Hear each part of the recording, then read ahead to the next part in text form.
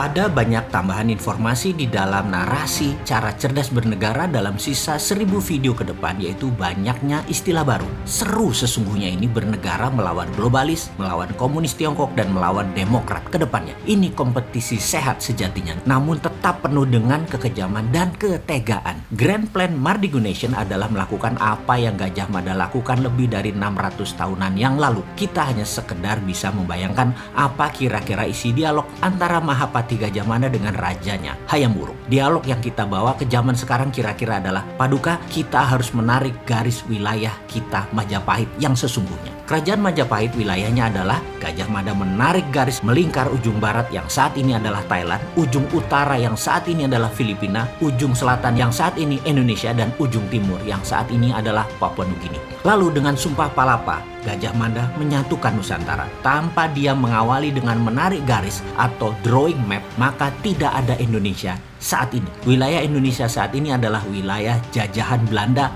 Plek. Kalau kita mengikuti wilayah Majapahit dan Nusantara, sesungguhnya maka selatan Thailand, Malaysia, Singapura, Brunei, Filipina, Papua Nugini adalah wilayah Indonesia saat ini. Jadi di dalam Mardigu Nation, di mana di dalam tahun 2049 nanti, ketika dunia baru tercipta karena perang berkepanjangan antara demokrasi versus komunis, Amerika versus Tiongkok, dan globalis versus nasionalis, maka tatanan dunia baru terbentuk. Mardigu Nation akan membentuk New Santara atau Nusantara baru. Ketika Kra Kanal dipotong, maka negara ASEAN terbelah dua. ASEAN kontinental menyambung sama daratan Asia. ASEAN Archipelago adalah wilayah laut terluas di dunia. Nusantara adalah 5 negara ASEAN Archipelago ditambah negara-negara kepulauan Pasifik Selatan dengan total 22 negara. Jika ditambah Australia dan New Zealand, maka negara kesatuan tersebut yang berbasis konfederasi adalah 24 negara. Itulah redraw map baru atas nama Nusantara. Ini semua hanya rencana di kertas, yang semua dirincikan di novel fiksi futuristik karya Mardigu yang berjudul Negeri Cincin Api. Namun, sebagai narator halunya Bosman tadi adalah pesan yang ditunjukkan ke anak muda yang memiliki new mind adalah semuanya itu mungkin terjadi. Bertahap kita susun rencana untuk sampai ke sana. Kalaupun target bintang kita capai tidak tercapai untuk menjadi Nusantara tersebut, maka setidaknya bulan kena lah. Rencana pertama adalah Indonesia harus menjadi negara berdaulat dalam beberapa bidang yang akan kita dominasi. Yang mana Indonesia harus menjadi price maker.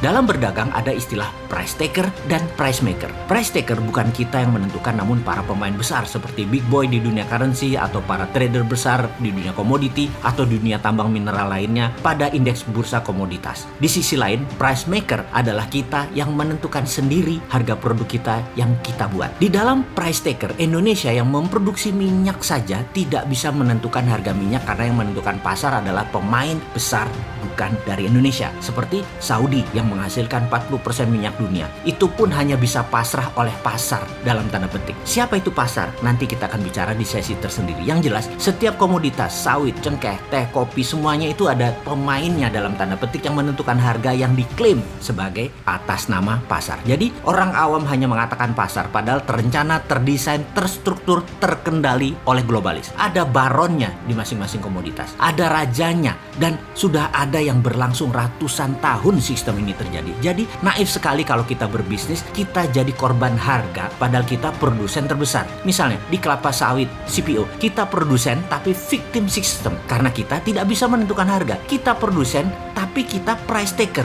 Begitu juga di komoditas teh, kopi bagi Indonesia. Ya begitulah kalau negara tidak berdaulat. Coffee bean, biji kopi, kita menjadi price taker. Sekarang kita ilustrasikan lebih dalam lagi. Misalnya 1 kilo saat ini kopi adalah harganya 100.000. Setelah di roasted menjadi 150.000 per kilo, dan itu harga umum. Kita hanya bisa untung sekitar 10-20% jika kita petani bean atau petani biji kopi. Ketika digiling dan dipilah dengan mutu bagus, kita pisahkan dengan mutu sedang, kita pisahkan dengan mutu rendah, maka mulai harga berbeda, dan yang menentukan ini sudah pabrik produsennya. Dan ketika diberi merek mulai dari kopi kapal api, kopi ABC, Nescafe, Dolce Gusto, dan lain sebagainya, maka penentu harga ditentukan oleh sang produsen tergantung target pasar retail mereka. Di sini margin keuntungan bisa lebih besar, yaitu 20 hingga 30%. Ketika Starbucks masuk ambil dari petani kopi bean, diproses hingga diseduh dalam bentuk cappuccino, frappuccino ditambah suasana nongkrong, maka dari bean melompat 3 lapis, melompat roasted, manufaktur langsung ke pelanggan. Maka margin keuntungan per kilo bisa sampai 1000% karena dari Rp100.000 per kilo